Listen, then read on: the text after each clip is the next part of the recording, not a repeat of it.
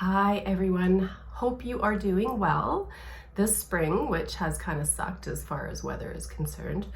I did shoot a creative last weekend, and recently I've been following an oil painting artist. Her name is Annie Stegg, and she does some of the most creative, whimsical, lovely little paintings. And you know, because I'm not shooting very much anymore, I wanted to try something with photography that I could kind of mimic her whimsical, creative little paintings. So I used two Westcott Solix lights, and one of them is just bare bulb with a silver strip box, and the other one is a soft box.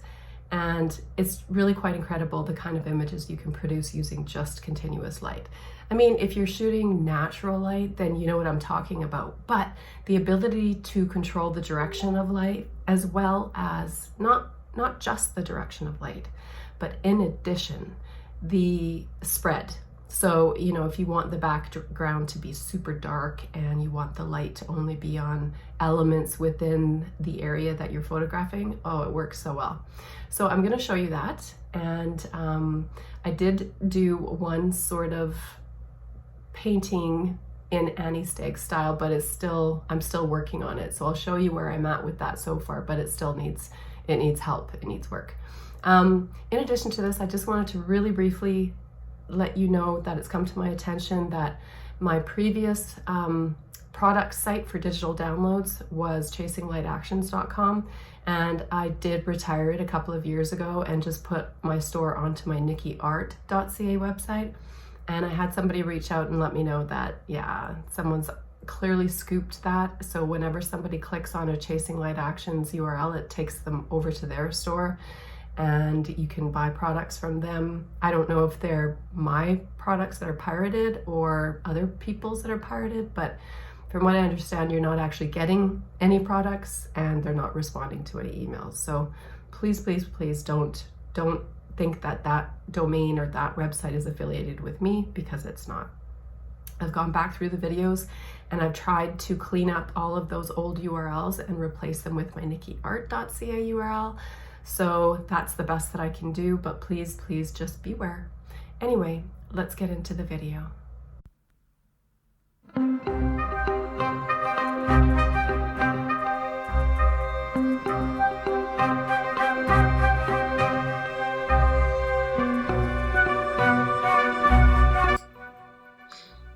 Okay, so I just want to briefly explain this setup. So I do have one Westcott Solix camera left in the strip box, and it's completely bare inside, so it's just a silver reflector inside. And I have that at full power. Now I have that angled down towards the subject, and this other softbox is camera right, and it's at the lowest power. And the reason for that is I really wanted just a soft light to fill her in. And because the harsh light is kind of pointing down at her head, creating a shadow underneath the nose, I did want to introduce a little bit of fill over her body and soften some of the shadows. And you'll see in the cull images that that really, really did work. Now, additionally, because she is laying down, there's not a lot of movement that she can do. So it's really, really important for me as the photographer to move around myself and get different angles. So for these closer images, I am shooting with a Zeiss 35mm lens, and I'm shooting wide open at f1.4. Now keep in mind that you may have to move your lights around and just play a bit until you get that perfect dreamy look that you wanted.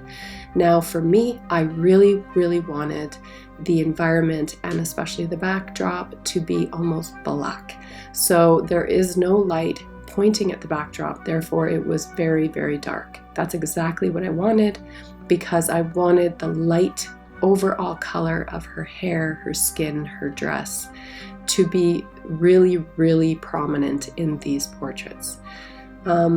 Also, you can see here that when you have a static subject like this, like she's not capable of moving, she's laying down, I would move her head from side to side and her arms, but I also at this point moved her off onto her side.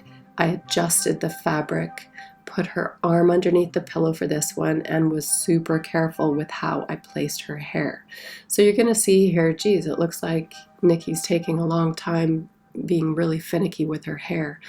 But for those of you that know, hair is one of the hardest things to edit or fix in post, so I tend to spend the additional time that is required in order to make sure that I place it perfectly so that the post work on hair isn't too terribly difficult. Now, I did apply the oil paint filter on just her hair for these shots, and I will show you a couple edits that I've done thus far. I haven't done very many. I have fully edited 2, and as I said earlier in the intro, I'm still working on my little painting where I've introduced some fish and more creative, mystical, whimsical looks to that image, but it is a work in progress. I will show it to you, but it's nowhere near done.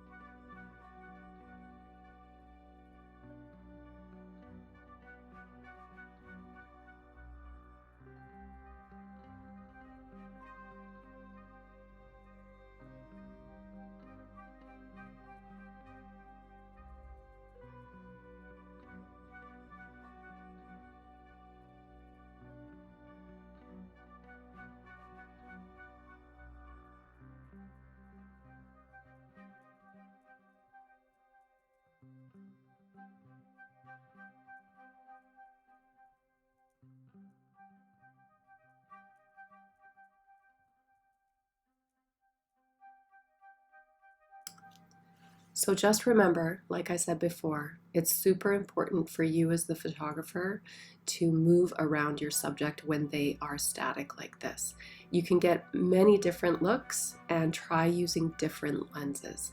You're going to see coming up in a little bit here that you're not going to see me in the scene. And the reason for that is because after I did these shots with my Zeiss 35mm, which by the way were super tack sharp on the subject, I switched to my Canon 85 1.2, and the reason for that is because I just love the softness that it generates, and I don't have any Sony or other 1.2 lenses, so I couldn't replicate it. So I do tend to grab that 85 1.2 when I'm really looking for a soft kind of glowing look to the image.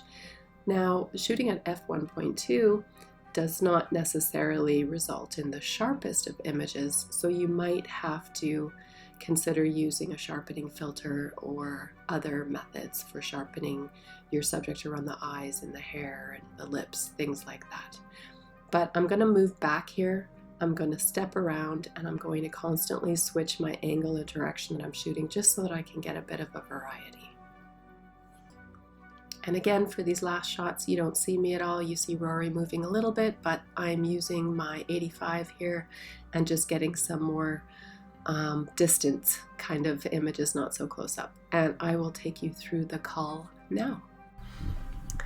Okay guys, now we're in the cull. So I'm just going to show you, these are straight out of the camera without any adjustments, but you can see how the light is just wonderful and the background is very high contrast. These are some of my favorites. This one I edited and this one I edited, so that's why you can see these little altered sliders. That's how you can tell. But these ones here were straight out. That was when I changed her pose. This one here, I wanted to kind of show her looking towards, you know, the fish and stuff. So this one here is the one that I edited for the more of the painting style. And here's just a couple more from my cull.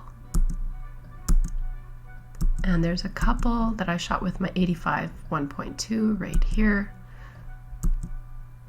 which was further away. And now I will show you the couple edits that I've done so far. So I will put a link in the description below to Annie Stegg's work, but here is an image that I got the inspiration from for this shoot. And this is a painting, it's not an image, but it's very whimsical and special, and I just love all of her work. So my work in progress, so don't judge, is this one. So this is my work in progress, and right now I've done some color toning to it. I've added in my fish, and I'm starting to add in some foliage, and I'm gonna do all the flowers and the decorations and stuff as well. So stay tuned to my Instagram or my community tab here on YouTube to see the final product. And yeah, so that's what that looks like. And then this one here is, you can see how the light is just magnificent, right? So just beautiful. She's lit, not a lot of shadows. The shadow is softened by the other softbox that's here, but the environment around her was very dark. And here is another one. This one is a little more warm as opposed to a cooler image. I didn't edit them at the same time, so I knew that I wouldn't have two images that were identical. But when I'm doing creatives, I don't really care about consistency because I'm not looking to sell the images, and so I pretty much do whatever I want. And that's the beauty of doing creatives, is where you get to do whatever you want to do, and I love that. So I hope you enjoyed this video. I know I haven't been putting out enough content lately. I promise I'm going to make more of an effort now that the weather is warmer. And I, as always, will see you in the next video.